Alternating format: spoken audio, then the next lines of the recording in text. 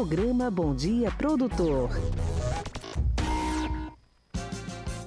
7h04, está chegando a nossa entrevista de hoje. Nós vamos falar sobre segurança no campo e trazer outras informações a respeito do trabalho da CPE aqui em Rio Verde. O nosso convidado de hoje é o Capitão França e é com ele que a gente vai bater um papo nesses próximos minutos aqui no Bom Dia Produtor.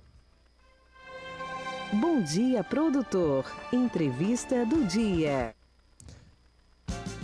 A partir de agora você segue acompanhando a gente pela frequência 96,9, pelo site, aplicativo e assiste com som e imagem pelo nosso YouTube da Rádio 96 FM. Capitão França, muito bom dia, bem-vindo. Bom dia, Leonardo, para nós é uma satisfação. E bom dia a todos os ouvintes da 96, e nós estamos aqui para poder colaborar com esse tema tão importante para nós, que é a segurança na nossa zona rural, né? Com certeza. Capitão França, o senhor é subcomandante da CPE aqui de Rio Verde, é isso? Isso, hoje eu estou na função de subcomandante da Companhia de Policiamento Especializado do 8º Regional, que tem sede em Rio Verde e abrange 18 municípios. Tá certo. O senhor é aqui de Rio Verde? Não, eu sou de São Simão, cresci em São Simão, eu sou do estado das Minas Gerais, mas cresci em São Simão. E bem cedo, logo com 19 anos, fui para Goiânia e a minha vida desde então é viver polícia, né? Tá certo. Você que está acompanhando a gente, seja pelo rádio, pelo aplicativo, pelo site, pelo YouTube, se tiver alguma dúvida, quiser participar com a gente dessa conversa, é só você mandar a mensagem ou pelo nosso WhatsApp, 9919-9690 e também pelo nosso Instagram, leonardofreitas.agro. Bom, capitão, para a gente começar, qual é a missão principal da Companhia de Policiamento Especializado, a CPE? Leonardo, a companhia hoje tem como principal foco o apoio às demais unidades da Polícia Militar. No nosso caso específico, da área do 8º Regional. Nós atuamos apoiando as demais unidades. Como que é esse apoio? Esse apoio, na essência, é voltado para aquelas atividades que exigem uma maior complexidade para a solução. Nos crimes mais complexos, nos crimes que envolvam maior vulto, que tem o envolvimento de organizações criminosas, até porque a companhia recebe um treinamento diferenciado, um armamento diferenciado, um equipamento diferenciado. E por essa razão a gente tem essa cobertura das 18 cidades, né? Que acaba se movimentando em todo o regional nosso para poder dar o suporte que as unidades precisam. Muito bem. E hoje são quantos homens, quantos homens, mulheres, enfim, trabalhando ali? Isso. O efetivo nosso hoje é de 29 policiais militares e a gente tem sempre 2 equipes de fardadas, né? E as equipes de inteligência também. Tá certo. E com relação aos desafios enfrentados pela CPE nesse policiamento nas áreas rurais ou no apoio a esse policiamento nas áreas rurais, como é que está? Isso, a gente sempre trabalha em coordenação com o Batalhão Rural, que hoje é a unidade especializada com foco na zona rural nossa em Goiás. Uhum. Faz parte de política de governo, com certeza o produtor rural já sabe disso, daquele credenciamento, aquele cadastramento que é feito na zona rural, que é extremamente importante, inclusive para nós. Porque quando se tem um acionamento via 190 de uma propriedade que pode estar sendo vítima de furto ou até de roubo, por exemplo, e fala-se o número da propriedade. A propriedade em Santa Helena, número 42. Com esse número, o município e o número da propriedade, a gente consegue ir exatamente naquela propriedade, sem ficar perdendo tempo procurando o vizinho, onde é que não é a fazenda do seu Zé, não, mas não é aqui, é na outra estrada. Isso facilita sobremaneira não só o serviço do próprio batalhão rural, mas também o nosso ou de qualquer outra unidade policial militar. Muito bem. 7h08, a gente faz uma pausa agora para o nosso primeiro intervalo, mas na sequência a gente volta aqui no Bom Dia Produtor. 9919-9690 para você participar pelo WhatsApp ou no Instagram, leonardofreitas.agro. Daqui a pouco a gente volta. A Núbia tá mandando aqui, Capitão França e sua família tem todo o nosso carinho, nosso respeito e nossa admiração. Não só por serem excelentes profissionais, mas principalmente pelo ser humano que são. Mandando um abraço aqui do Reginaldo e da Núbia, capitão. Obrigado, é um casal que nós aprendemos a amar. É uma família que pensa de maneira muito alinhada com a nossa família. que a gente vê todo esse ambiente, né, que a gente falava fora do ar, de arma de fogo, como sendo algo positivo e não negativo. É uma ferramenta que, se bem aplicada, se bem usada, tem um papel fundamental, Leonardo, de proteger a nossa família e o nosso patrimônio até, né? Pois é, o senhor citou algo aí interessante. Muita gente vê a arma de fogo como algo terrível, né? Que não se tem coragem de se pegar, de muito menos manusear. Se tiver sobre a mesa, não, Deus me livre, eu não ponho nem a mão. Essa visão faz parte da nossa sociedade ou isso vem diminuindo com o tempo? Pois é, Leonardo, nós fomos educados a pensar dessa maneira. Nós enxergamos a arma de fogo como uma ferramenta, que ela pode ser bem aplicada ou mal aplicada. Na sua essência, ela foi feita para tirar a vida do outro mesmo. Só que o contexto de se tirar essa vida é que é deturpado. A gente fazia uma analogia em relação à faca, por exemplo. A faca que a dona de casa usa para poder preparar o nosso alimento é a mesma faca que um sushi man usa para preparar um sushi no restaurante que a gente vai comer, mas também é a mesma faca que um usuário de droga usa para matar o outro, por exemplo. A ferramenta é a mesma. A aplicação é que dá um caminho diferente, para um lado bom ou ruim. De igual forma com a arma de fogo. É uma ferramenta que nós temos para equalizar as forças. Onde você consegue deixar uma mulher na zona rural, por exemplo, lá no campo, onde o marido saiu para plantar de madrugada, porque não tem outro horário, vai ter que plantar de madrugada, e ela fica protegida, ela consegue manter a sua segurança mesmo com o marido fora de casa. Ela consegue se proteger e proteger a prole, por exemplo, os filhos, né? Com certeza. E como fazer esse trabalho para que essa arma de fogo não vá parar na mão de uma pessoa que não tem condições psicológicas, por exemplo, de manuseá-la? Isso é fundamental, Leonardo. A analogia que eu gosto de fazer é com os veículos. Se a gente pegar uma caminhonete, por exemplo, e falar, eu vou puxar a minha produção de soja numa caminhonete para o armazém, é possível? Em teoria, sim. Mas o veículo ideal é um caminhão. A arma tem o mesmo diferencial. Existem armas específicas, ou melhor dizendo, que são mais apropriadas para a defesa rural. E é claro, não me resolve de nada ter uma arma se eu não sei usar essa arma. Não me resolve ter um carro na garagem se eu não sei dirigir esse carro. Ele não tem a aplicação. E isso precisa de consciência da pessoa, daquela pessoa que vai operar ela. E eu brinco sempre que a gente tem, principalmente em Rio Verde, eu acho até diferenciado, nós temos muita gente na rua dirigindo que acha que sabe dirigir. E o trânsito nosso é uma benção, né? E com a arma não é diferente. Nós temos muitas pessoas que acham que sabem. E isso, por vezes, pode ser um problema. Qual que é o grande segredo? É a gente aprender a usar essa ferramenta, usar, obviamente, que de maneira adequada, e a guarda dessa ferramenta, que eu acho que foi o ponto que você tocou, é extremamente importante. Porque como que eu vou guardar ela quando ela não está sendo usada? Porque eu posso perder essa arma. Alguém pode vir e me furtar essa arma, por exemplo. Essa responsabilidade, a legislação prevê ela, e ela é do dono. O proprietário tem a responsabilidade legal de guardar essa arma e de impedir que outras pessoas que não têm a qualificação necessária que tenham acesso a ela. E a quem é indicado ter uma arma de fogo? Nós temos pessoas aqui, principalmente nesse horário, a maioria é do agronegócio ouvindo o programa, seja aqui em Goiás, no Brasil e no mundo através da internet. A quem é indicado? Porque a pessoa às vezes está pensando, será que eu preciso ter uma arma de fogo ou não? Essa pergunta sua é fantástica, Leonardo. Todo mundo precisa proteger a sua casa, precisa proteger a sua família, precisa proteger o seu patrimônio. Quando a gente fala em arma e faz esse vínculo com a proteção, não significa que eu vou usar essa arma para tirar a vida de alguém. Significa que eu vou defender o meu patrimônio. Eu não estou falando para você que você pode, por exemplo, alguém que vai furtar um implemento, por exemplo, durante a madrugada, que você vai dar um tiro nessa pessoa e matar essa pessoa. Não estou falando isso. Eu estou falando que a arma é uma ferramenta. Lembra do Lázaro, do caso do Lázaro? Sim. A única propriedade onde o Lázaro não entrou e não matou foi um senhorzinho de quase 70 anos que tinha uma espingarda.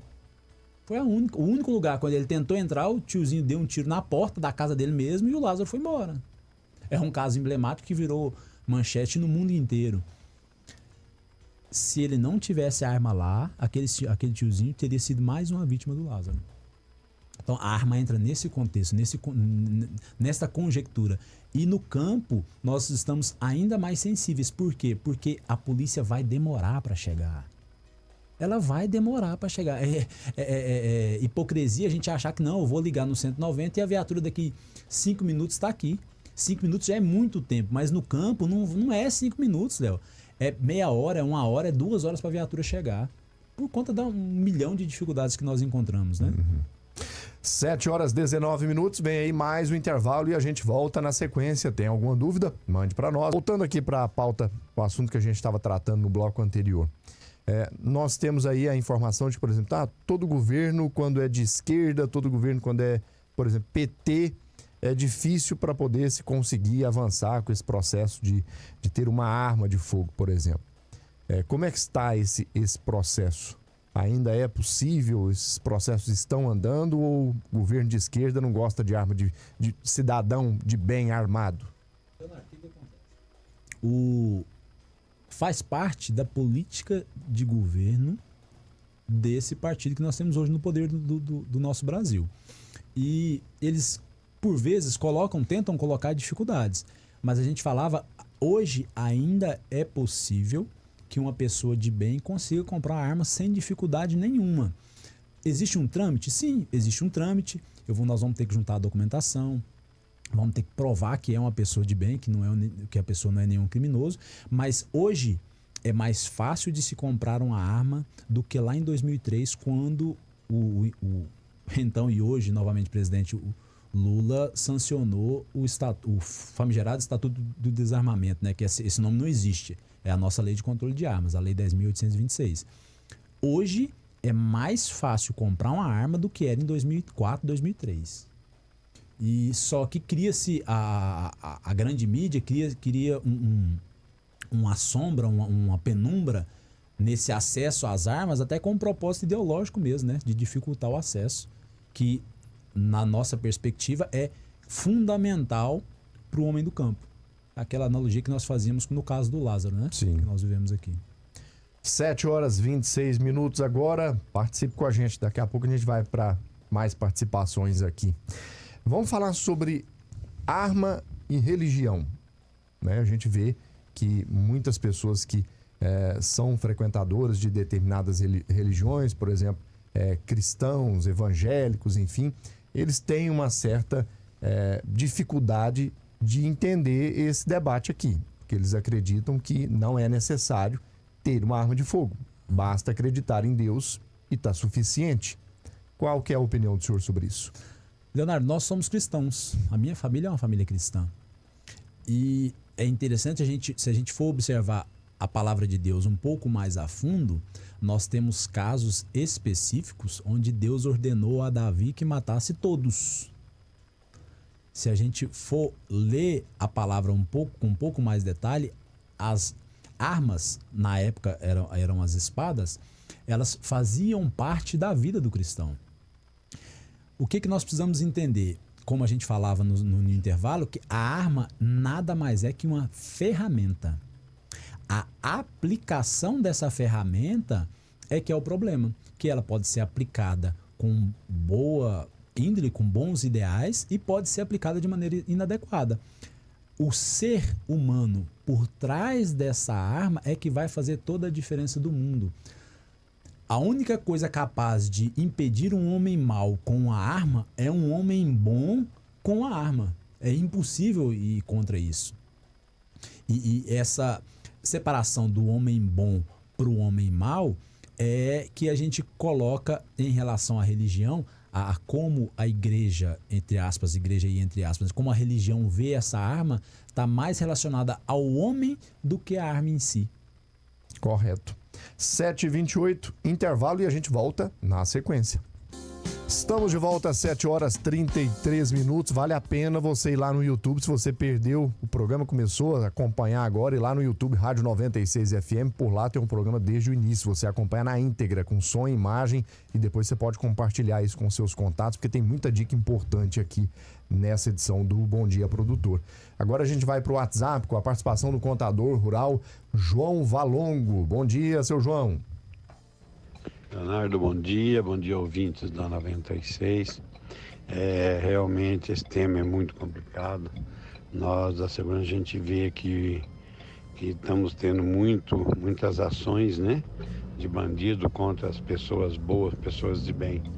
E como foi dito aí mesmo, a arma no campo não é para matar, é uma segurança, né? Como ele falou do Lázaro aí também, concordo que nós temos que ter essa arma para nos defender. E o caso da polícia sempre nos atende, essa rota rural, né? A polícia rural, patrulha rural, realmente tem atendido muito bem o campo, mas é que nem falou, é demorado. Às vezes a gente liga, que nem eu tive um caso na minha fazenda, liguei para eles foram lá, mas demoraram meia hora, porque é longe, né? Até se deslocar. Em meia hora, às vezes, já foi ceifada a vida de muitas pessoas, né? Então, nós devemos ter, sim. Agora, tem que instruir a população, a gente tem que saber como usar uma arma, né? Para não sair por aí aprontando arte também, né? Mas eu defendo, sim, sou um dos defensores que a população tem que se armar no campo, né? Porque nós somos muito vulneráveis lá na fazenda. Nós não temos aquele acompanhamento, um socorro tão rápido como aqui na cidade, né? Então fica aí também a minha opinião de que realmente nós devemos sim ter uma arma, não para matar, mas para se defender, né? Então fica aí, obrigado, Leonardo, por mais esse tempo. Parabéns, viu, pelos temas e pelos entrevistados. Um abraço, seu João Valongo, obrigado pela participação aqui, com certeza. Até o capitão já até comentou alguns detalhes sobre isso que o seu João falou aqui na participação dele. Um abraço, seu João Valongo. Vamos para mais participações aqui pelo WhatsApp. O Reginaldo: quero parabenizar você, Leonardo, pelo programa que faz muita diferença não só para os produtores rurais, mas para toda a sociedade, pois trazem seus entrevistados pessoas com a competência e responsabilidade do Capitão França, que dedica verdadeiramente sua vida em servir e proteger o próximo. Meu carinho e meu respeito não só ao meu amigo Capitão França, mas a toda a equipe da CPE Rio Verde, ao Reginaldo Cruvinel. Muito obrigado, o Reginaldo é um grande amigo e nós pensamos de maneira muito parecida, né? 7h36, vamos para o WhatsApp. Agora a participação do produtor rural Luciano Guimarães, ex-presidente do Sindicato Rural de Rio Verde. Meu amigo Luciano, bom dia. Bom dia, Léo. Bom dia, Capitão França. Bom dia aos produtores e produtoras desse Brasilzão velho de meu Deus. Bom dia a todos os ouvintes do programa. Parabenizar aí o Capitão França, da CPE, toda a sua equipe e todos da área de segurança aí, não só de Rio Verde, mas de todo o estado, que esses aí sim, esses aí sabem ler e sabem escrever. Portanto, eles têm um apoio do governo que faz respeitar um papelzinho, um bloquinho que foi feito lá em 1988, que chama Constituição do Brasil. Eles sabem ler, mas o resto daquela cambada de vagabundo que fica lá em Brasília, lá no Congresso, no Senado e muitos outros prédios lá, eles não sabem ler nem escrever, não. Eu acho que eles tinham que voltar aqui, ó, aqui em Rio Verde. Às vezes a gente acha professor do Mobral, que é um ensino fundamental que tinha lá atrás, um ensino que tinha lá atrás. Eu acho que lá eles vão aprender a ler e escrever para saber a respeitar a Constituição brasileira, que eles não têm respeito e não sabem respeitar isso. Então eles precisam vir para Rio Verde para estudar. A gente pode dar aula para eles, porque é uma cambada de corja de vagabundo, aonde tem duas pessoas só, que é o presidente do Congresso e do Senado, que estão acabando com a nação.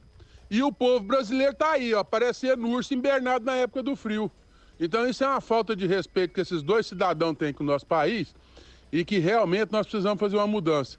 E eu quero parabenizar toda a área de segurança do estado de Goiás, que tem sim feito seu papel, sua função e respeitado o que está lá na Constituição brasileira. Parabéns, França, parabéns a toda a equipe de segurança, a Secretaria de Segurança no estado, parabéns ao governador que tem dado esse apoio a vocês aí. E o que vocês precisarem sempre da gente, estamos sempre à disposição. Sou o Luciano Jaime Guimarães, né, que eu não me apresentei no começo. Então, estamos juntos aí. Precisar do Sindicato Rural de Rio Verde, está sempre às ordens do produtor. Aquele produtor que tiver dúvida, quiser tirar alguma dúvida, que procure a casa. A casa que defende ele, a casa que luta por ele, a casa que defende ele. E estamos sempre de portas abertas aqui em Rio Verde. E garanto para vocês que 99% dos sindicatos rurais estão sim preocupados com o setor e estão sim preocupados com o povo brasileiro. Não é só com o setor, não, é com todo mundo. Um ótimo dia, que Deus nos abençoe sempre. Esse é Luciano Guimarães. Confesso que eu já estava sentindo sua falta aqui no programa, viu, Luciano? Ontem a gente conversava via WhatsApp e hoje o Luciano participa com a gente aqui do Bom Dia Produtor. Capitão, fica à vontade. O Luciano usou muito bem as palavras, né? É complexo. Por vezes, o nosso papel de defender os direitos constitucionais do cidadão tem sim sua importância, mas a nossa Suprema Corte tá complicado, né? É complicado. Sim, com certeza. 7h40, vem aí mais um intervalo e a gente volta na sequência, 9919-9690 e pelo Instagram, leonardofreitas.agro, para você participar com a gente. Até já. 7h43, antes da gente ir para a próxima participação aqui via WhatsApp. Capitão França, qualquer pessoa tem condição de ter uma arma de fogo ou não? Ou é semelhante, por exemplo, a tirar a sua CNH, né? Apesar de que a gente vê que hoje, né, tem cada tipo de motorista no trânsito que parece que está ficando para qualquer um, né? Mas voltando à arma de fogo, qualquer um pode ter ou não? Leonardo, é exatamente isso. Como na CNH a gente tem que atender alguns requisitos, um requisito, por exemplo, para poder se tirar a habilitação é a pessoa saber ler e escrever. Por quê? Porque ela precisa ler as placas de trânsito. Com a arma não é diferente. Nós temos vários requisitos. Um que, ao meu ver, é primordial é a comprovação da capacidade psicológica. Aquela pessoa que pretende adquirir uma arma de fogo, ela passa por um exame psicológico extremamente criterioso, onde um profissional que previamente credenciado avalia se aquela pessoa tem condições emocionais de ter uma arma ou não. Ela avalia a conjuntura em que aquela pessoa está vivendo, por exemplo. Não é algo isolado. Se aquela pessoa está passando por algum problema familiar, algo que possa ter algum tipo de relação no que tange a ter uma arma, a ter a posse de uma arma, essa pessoa é privada do direito de ter essa arma. Então, isso é extremamente importante, essa pergunta sua. Não é qualquer pessoa que pode ter uma arma. Para poder ter uma arma, a pessoa precisa comprovar a capacidade emocional de ter essa arma. Estando comprovada essa capacidade emocional, tudo ok, em quanto tempo a pessoa consegue ter essa arma? E aí vem aquela questão, qual que é a diferença de poder ter uma arma na sua propriedade, na sua casa, ou poder andar na rua com essa arma? Fantástica a sua pergunta, Leonardo. Nós temos a diferença entre a posse de arma, que é para eu ter uma arma lá em casa guardada, e o porte. Portar a arma é andar com a arma na cintura, como um policial anda, por exemplo, pelas ruas. O porte de arma existe sim no Brasil. Hoje é possível sim a pessoa ter um porte de arma, mas ela precisa comprovar a efetiva necessidade junto à Polícia Federal para ter essa autorização. Um exemplo claro é uma pessoa que está sofrendo ameaças de morte, por exemplo. Sem dificuldade nenhuma, ela vai ter a autorização para portar a arma. Em relação à posse da arma, é extremamente importante para a gente entender. Hoje, se um produtor rural tem uma arma de fogo lá para defesa pessoal, registrada junto à Polícia Federal, uma carabina, por exemplo, uma carabina Puma 357, ele pode portar essa arma em qualquer lugar dentro da propriedade dele. Lembra aquele filme de Velho Oeste, onde a arma vai ali no cavalo, na sela? Sim. É possível dentro da propriedade, aquilo é possível sim hoje no Brasil. E é muito pouco falado. Por quê? Porque o fato do reconhecimento de toda a área, toda a área abrangente da propriedade ser considerada como a casa do produtor. Ele pode transitar por essa arma de igual forma. Um proprietário de um supermercado, por exemplo, ou de uma farmácia, pode portar uma arma na cintura dentro do supermercado dele. Essa relação é a mesma. É muito pouco divulgado, né? E quando a gente fala disso, nós não estamos falando de porte. Nós estamos falando de posse.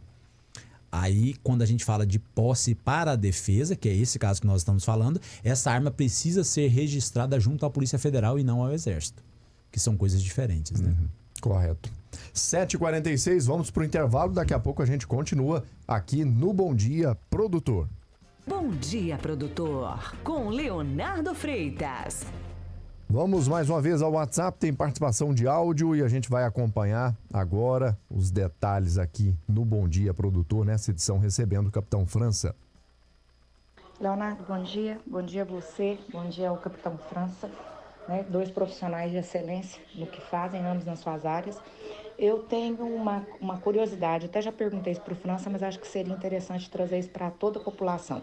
Existe um mito que a arma legal é roubada e é transformada em arma ilegal, ou que todo mundo que tem arma faz alguma coisa errada. O que a gente, meu marido é há quase 35 anos no comércio de armas, eu há 12 anos no comércio de armas, a gente sabe que não é verdade, que ninguém vai lá dar o nome dela, dar o endereço dela para fazer coisa errada. Mas eu queria que o Capitão França trouxesse dados. Qual que é o número de incidência de arma legal usada no emprego para cometer algum crime, qualquer crime que seja. Porque o que a gente vê é que todas as vezes que fala em uso de arma em crimes, a gente percebe que são armas ilegais, compradas no comércio ilegal, e não no comércio legal, não aquele cara que realmente quer usar ela para se defender. Queria que o Capitão França trouxesse, assim, nem que seja por alto, esses números.